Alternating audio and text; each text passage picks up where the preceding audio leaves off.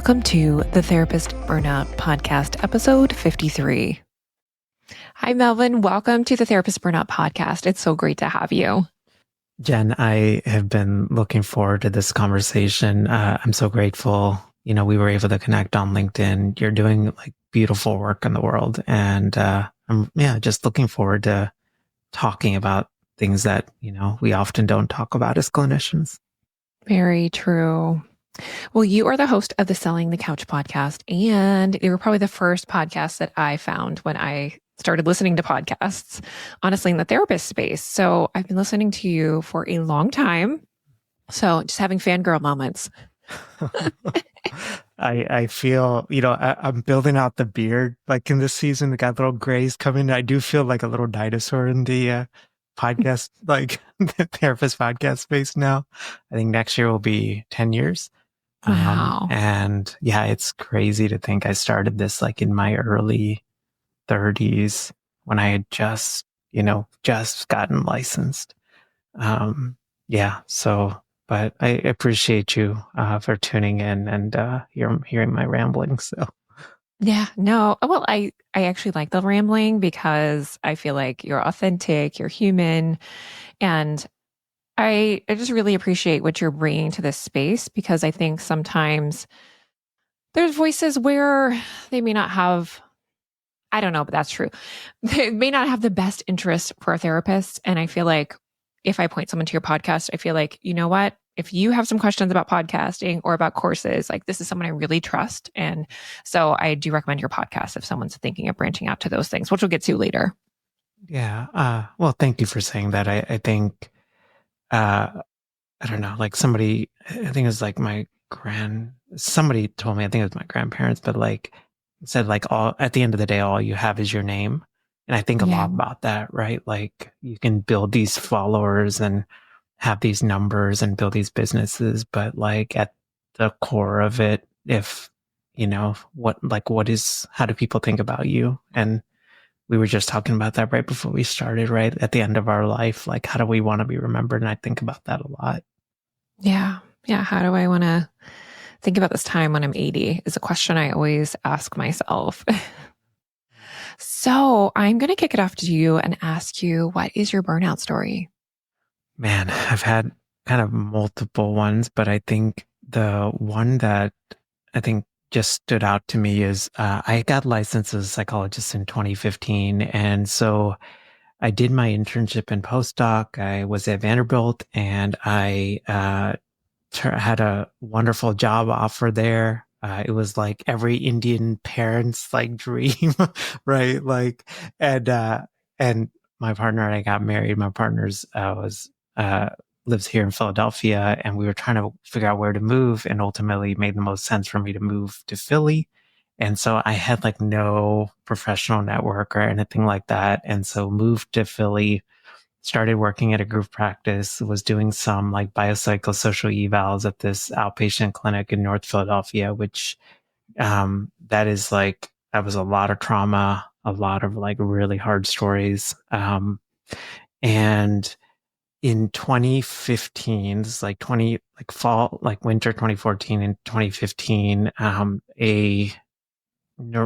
before I say that, I was doing seeing 20 clients. I was doing bariatric surgery, psych evals for the practice. And then I was doing these biopsychosocial evals. So I was working 5.5 days a week. And that didn't include all the admin stuff and all of that stuff. I think my mindset was I was willing to do this for a season just to figure out stuff. Mm-hmm. But that 2015, the Northeast got hit with a nor'easter. So I remember I was born in India. I grew up in Texas, and I remember what is a nor'easter? We hit snow in Texas during Thanksgiving, and everything shuts down. It's half an inch of, barely of powder, and I had no idea. And we ended up with, I think 31 inches of snow in 48 hours. I still have some pictures of it. Our cars were covered. There was I don't know, there was these almost these walls that were created in the car. So all you saw was and And so I ended up having, and this is back in 2015, right? So like telehealth, I mean, well, first of all, like down power lines, so electricity, all that stuff. I ended up having to cancel 21 fee for service clients. And I remember, and we were saving up for the down payment, the 20% down on like our first home, which is this home that we're now in. And I just remember, so that event, I think it made me realize I was teetering on the edge of burnout prior. I mean, that amount of clinical work is not sustainable long term. I mean, especially as doing assessments and evals and, those reports like take a good amount of time. And how did I know looking back? I was like gaining quite a bit of weight and I was like staying active, but like I don't know. I think it was just like I was talking with a friend about this. I don't know if it's just like the sedentary nature of the job. Um, but I was gaining quite a bit of weight. I was like losing clumps of hair from stress.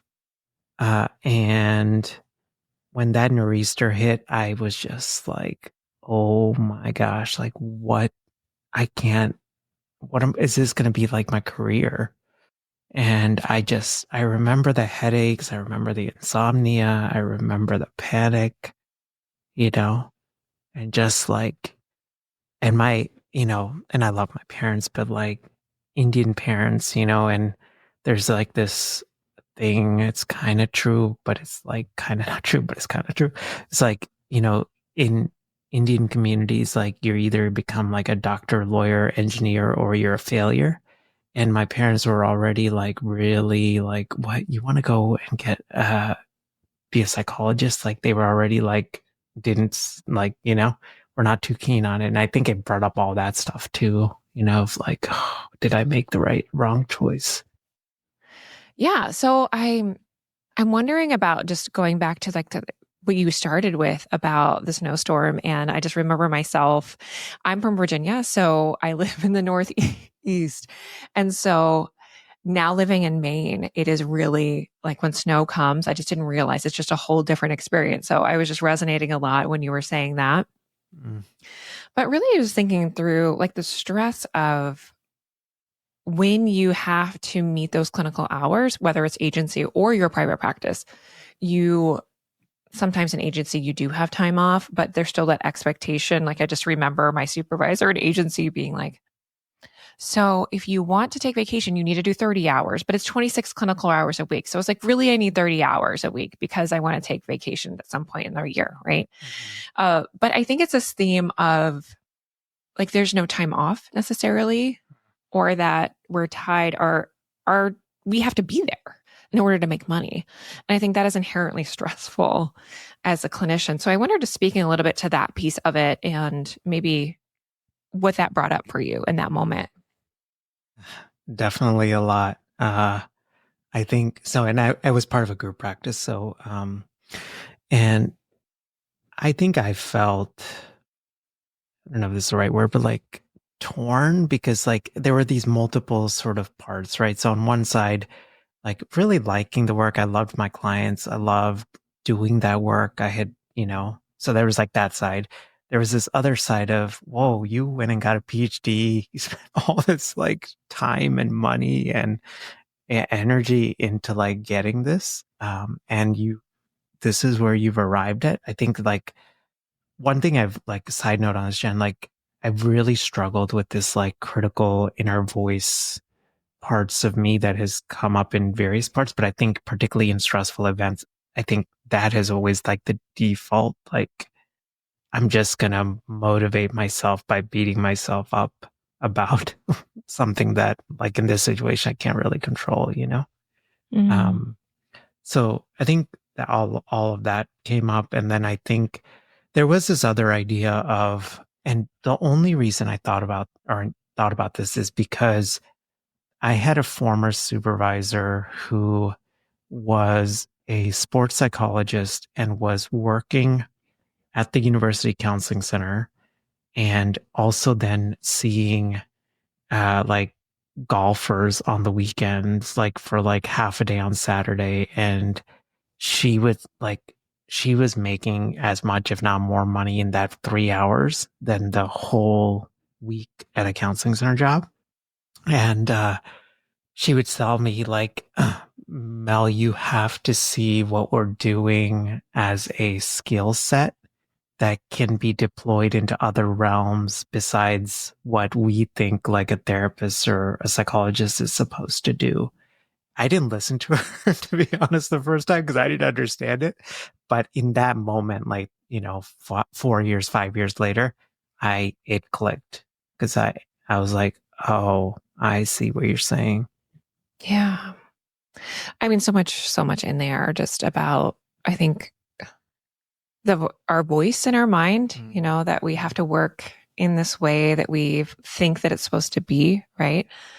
That I have to be able to work this 30-hour a week clinical job. And that's the expectation of us as psychologists. We're both psychologists or therapists who are listening to this.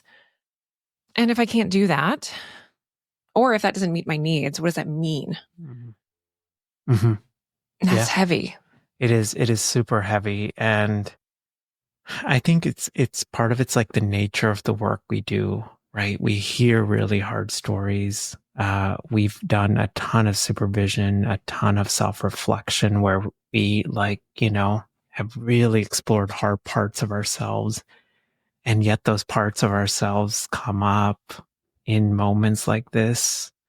Mm-hmm. And I mean, like another little thing is, I had a experimental psych professor in undergrad, like actively discourage me, like encourage me to stay on the med school track and go into pediatrics and away from the psychology track. And they said, you're never going to make money in as a psychologist. It's like all of that stuff comes up and you're like, oh my gosh, maybe they're right. Like this Nor'easter hit and now it's like I lost all this income, like, so. Yeah, I mean, I think all the messages about money that we get throughout our careers, right? I distinctly remember, I think we started our program similarly. Maybe I started in '06 in my program. And I remember looking, because I think programs have to do this. They have to tell you like what kind of income you can make as a psychologist when you get out of the program. And I looked at like 60K and that sounded like so I was like, oh, I'm 26. This sounds like a lot of money. I worked as a caseworker for like $30,000 a year. This is fantastic. I'm going to double my income. We don't realize what that looks like when, we're older or there's inflation or like you want to save for retirement. So I think our younger selves, we propel ourselves into this career, I think from a passion and, and also from skill. I mean, I think I was a really good therapist. And I still believe that about myself. Even though I don't work as a therapist, I feel like I held space in a way that was special and unique. And I think similarly, I can kind of see that with you, Mel, that you likely were the same. And so part of it, there is this sadness in not being able to do the work that we felt passionate about. But it's okay to not to continue to have our career be our passion if it's draining us and we can no longer do the work and we can have passions that aren't our career. And I think that's the big thing that I've realized like over the time and working with therapists and stuff. I'm just wondering what maybe that journey had been for you, like when you kind of have bumped up against this in your career where you're like, oh, I actually can't do this anymore, or this is too draining for me. Yeah. And this was my passion. Yeah. What do I do with that? I mean, before I even answer that, I think there was like a little nuance that I've like recently come to realize. So, there part of that passion for me was I wanted to go into psychology because I struggled with depression and anxiety as this child of immigrants, like high achiever, all of this stuff, right? And there was a part of me, I was like, you know what? There aren't a ton of, in my case, Indian male psychologists in the US, right? And yet there's a tremendous need. And like I felt like I was like letting down people. Yeah.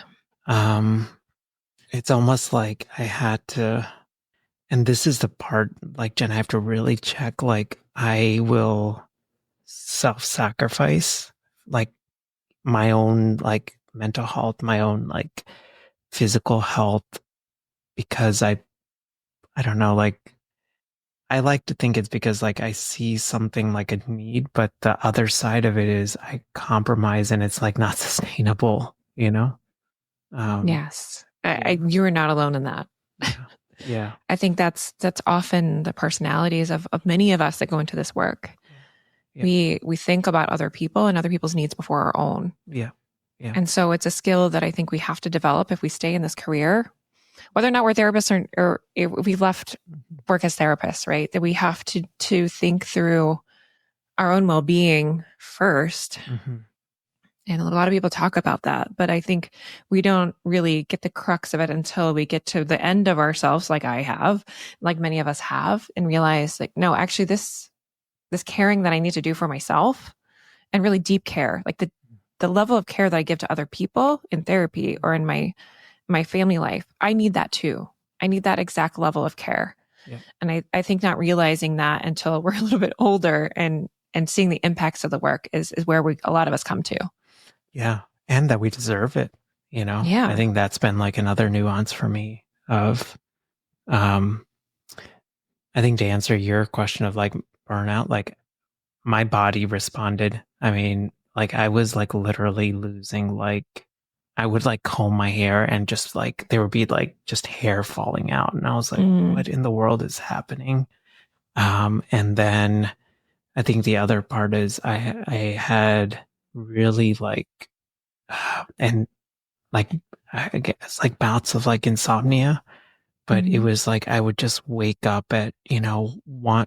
So I remember distinctly Saturday afternoons went from, oh, cool, I get to go like into the city and go see clients and all that to like dreading it. And not because of the clients, but just the whole thing, like, um, traveling into the city, doing all of that, like knowing I'm going to hear some really hard stories and that I have to contain it, in my mind. And I remember that on Mondays, particularly, like I was the only clinician for most of the day at that location. And so like I didn't have somebody that could just like walk over next door to and say like, oh, I just had a rough session, Yeah. Yeah. I think a lot of us get to that point where I can distinctly, the image I have is pulling up to my office in my car and just my body just not wanting to get out of the car, Yeah. honestly, because I didn't know, okay, what's going to come up today in session? How am I going to react? Am I going to be able to hold it?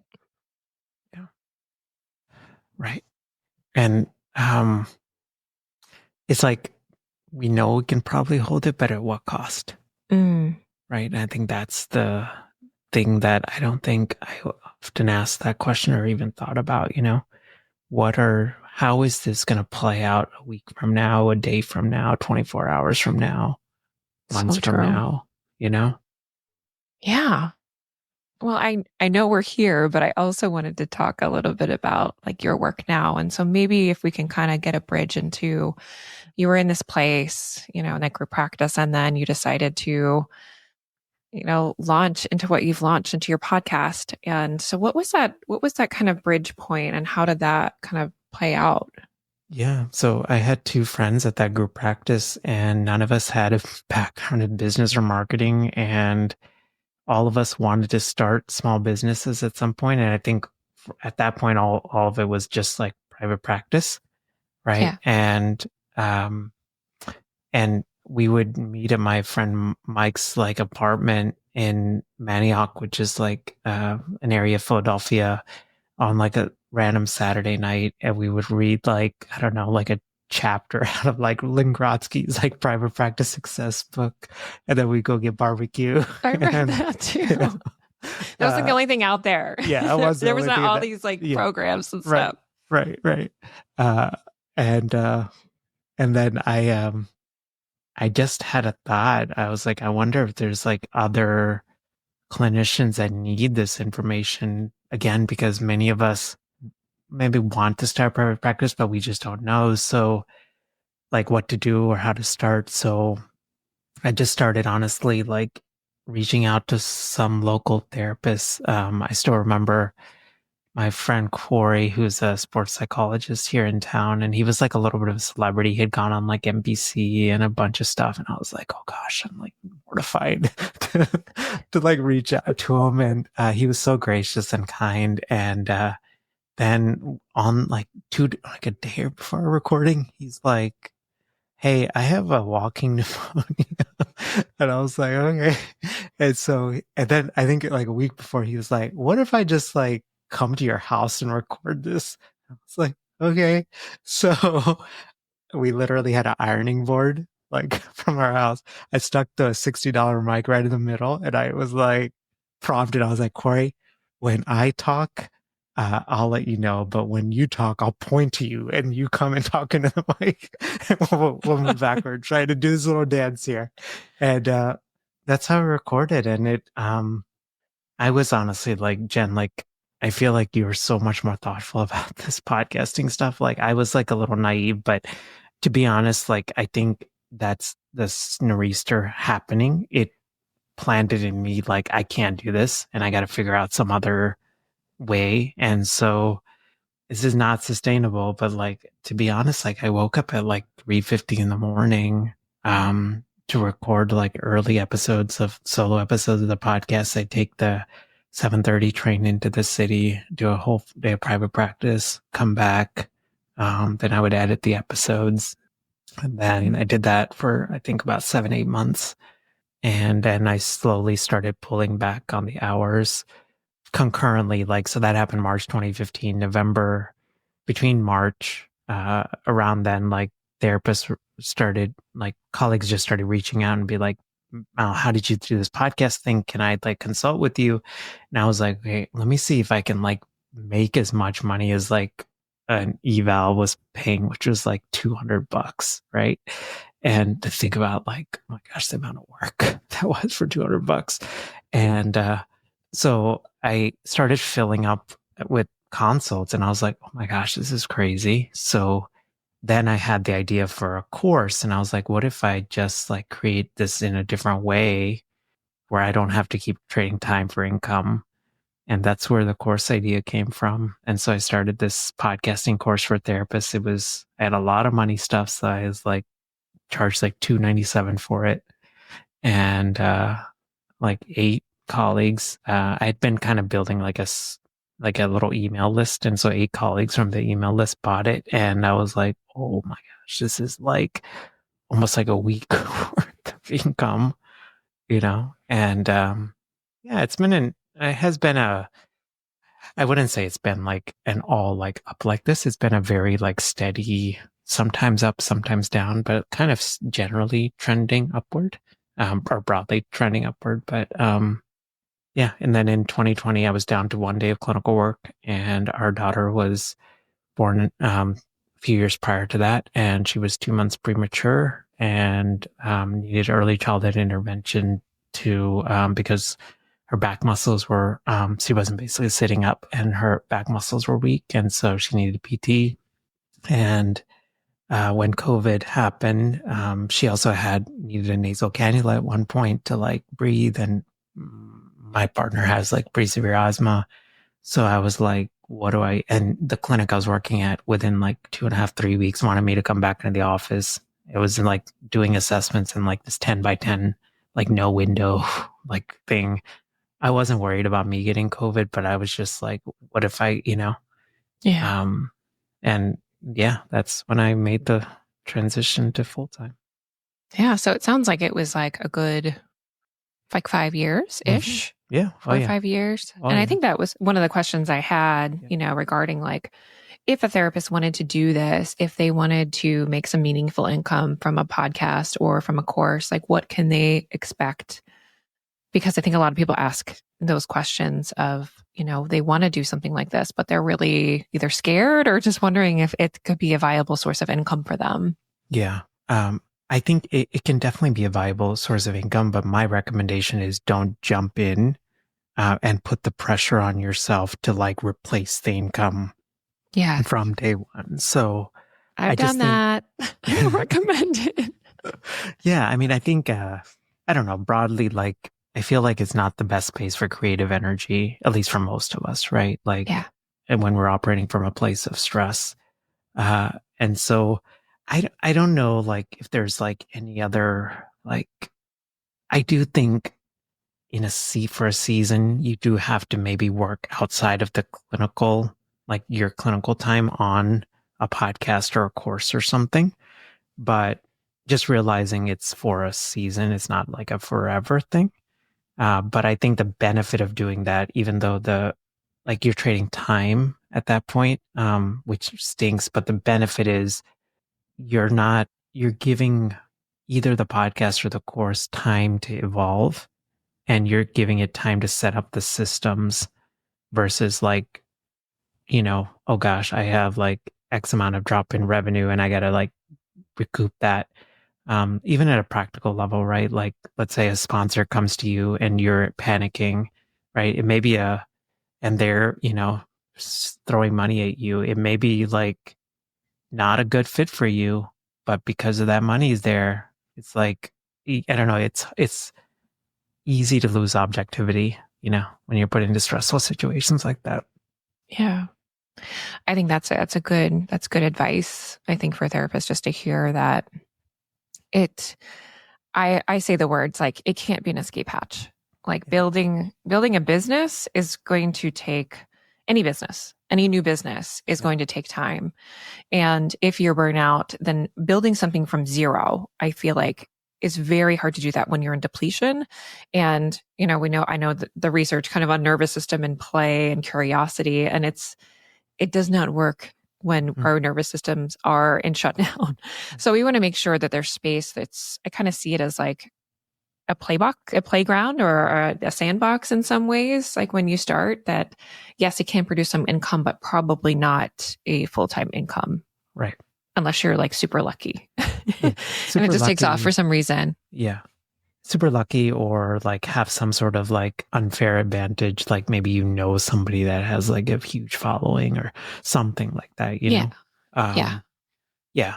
Um, I think broadly, at least my journey with both the podcast and my course has been very slow in journey. And I can just share like open, honest numbers. So I feel like recently, so we hit, I think 1.81 million now downloads on the podcast. But that's 379 episodes, Wow. which is a lot of episodes, right? It's a lot of episodes. Lot of, yeah. So, uh, and then I recently learned it's now like, I think in the top 0.5% of podcasts in the world, which is really weird. And I'm just like I don't think I could have anticipated that. I'm just so grateful for it. The course has done really well. But again, it's been a slow and steady journey. We just had our 244th student in there, 323,000 in revenue. 300, maybe a little over that. But again, I needed, that has been 9 years of doing this. Yeah. And so I think that's the point I want to emphasize. I think you and I were talking about this. I think every therapist has a course within them because like the demand for mental health services is just skyrocketing. But I don't think every therapist should launch a course or a podcast in a certain season, right? You really have to think about like what season of business and life am I in? And does that sort of make sense? I mean, you're never going to get into a situation where it's like everything is like perfectly calm, but it's more like, do I have the internal resources and the systems in place on those other realms where I do have enough bandwidth? Yeah. That's so good. Yeah. I think, other therapists will just want to hear more from you. And I know we're ending our time for today, which is sad because I could talk to you for all day. Well, if therapists are interested in learning more about your work or your podcast, where can they find you? Yeah, you can learn more over at sellingthecouch.com. I'm also really active on LinkedIn, so you can just look up my name, Melvin Varghese, and yeah, I would love to connect with you there.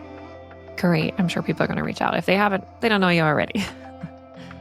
Well, Mel, it's been so great having you on the podcast. And I know I'm going to keep seeing you on LinkedIn and listening to your podcast. So I will talk to you soon. Sounds good, Jen. Thank you so much for having me. Appreciate you. Take care.